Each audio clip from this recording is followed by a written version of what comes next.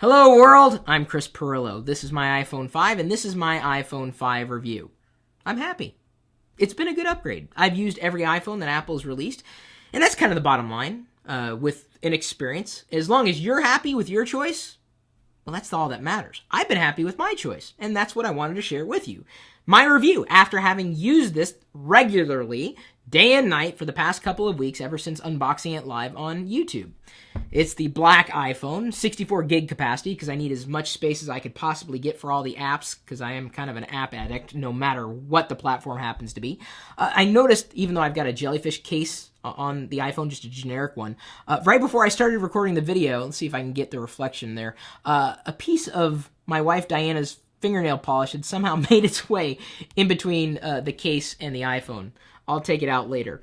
I just wanted to throw that in there just to have fun. And that's the thing. I like having fun with my gadgets. And this has been fun to use. So on paper, they say, hey, we got a faster processor. But you notice the speed bump. It's not just on paper. It's a noticeable improvement in speed. Whether I'm using an app, I notice it's faster. Or even switching between apps. It's faster. And speaking of faster, I can now access 5 gigahertz wireless networks with the iPhone, at least with the iPhone 5, the new network chip inside, and that makes things faster. I also happen to be in an area of the world where I can access LTE, and that's just a new improvement here in the Seattle area. And yes, it's noticeably different than non-LTE networks. I'm very, very happy, very, very grateful I have that. But even if you do not have access to a faster wireless network, it's still a better iPhone than earlier iPhones. And that's the thing. I don't really want to compare it with other smartphones in this video. I'm really talking about the iPhone experience or the iOS experience, because a lot of people are on older iOS devices wondering if they should be upgrading. Would I recommend everybody go out and upgrade? How much money do you have? If money's no object, yes. But, you know, if money is an object and you're not ready for it, I don't feel the need to rush out and get it. But I gotta tell you, the improvements have been good. Beyond speed, very happy with the camera upgrades as well. The FaceTime camera in the front now has, well, I guess, not just the speed improvements going for it, but also spec bump. You can now record 720p video, take still images that are of higher quality in the front. And then, of course, right back here, you've got an 8-megapixel camera.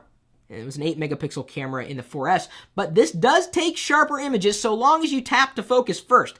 And that's the thing you got to remember with the iPhone 5 camera up here. It does take better low-light images as well, and it's been a good experience. Again, that's the thing I want to talk about most. That overarching experience that Apple's been known for. This works well. Battery life is also improved. I have not charged up the device in hours, and after using it regularly, I'm still at 17% battery life. That makes me happy, as long as I don't have to stay tethered to some type of power. And that's the thing that doesn't bother me about not having a swappable battery. I know some people need that. I honestly haven't. You know, in all the years I've used the iPhone, I haven't really felt the need to swap out a battery. I could use an external charger if need be. It's just not an issue for me. So, faster networks, better cameras, faster processor, better battery life. What about the software? Well, even though not every app has been updated to take advantage of the taller screen, it's nice to see that I don't notice so much as I might have noticed before. I happen to have a black iPhone. I think it would be more noticeable if the chrome surrounding the screen were white. So the black just kind of blends in with the top and bottom or the sides of the iPhone, the actual hardware itself. And so it's made it not as noticeable. The screen is clear. That's one of the reasons why, even though I have a case, I do not have a screen protector on my iPhone 5. It's a beautiful screen. It really is. And here's the thing. I could talk about it till the cows come home, but what you got to do, and I'm serious about this, go into an Apple store. Okay, if you don't want to do this, talk to a friend who has an iPhone 5, assuming you have a friend with an iPhone 5, or anybody, really. Pull up the same image and do a comparison. You should see a difference. For better or for worse. I don't know which phone you're going to compare it against, but this is a super high quality display on a screen. It's beautiful. And I'm not the only one to say this. LED and LCD experts have come out and said, dude, this is a really good screen. It's a good screen.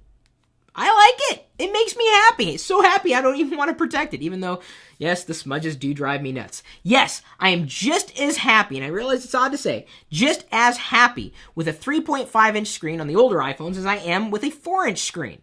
It's taking some getting used to. I can swipe my thumb mostly around the screen, but I just have to hold it differently. I'm just as happy with a taller screen as I am with a shorter screen.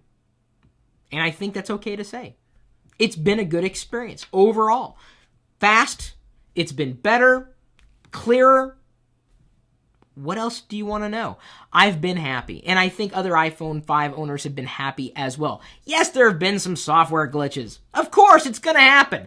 Nothing, despite what anybody would say, is perfect. Have I had issues? Sure. Have I reported the issues? Absolutely. The thing that I got to keep in mind is I'm just looking for that, what's the best thing for me? Well, right now, for iOS, the iPhone 5 is hard to beat.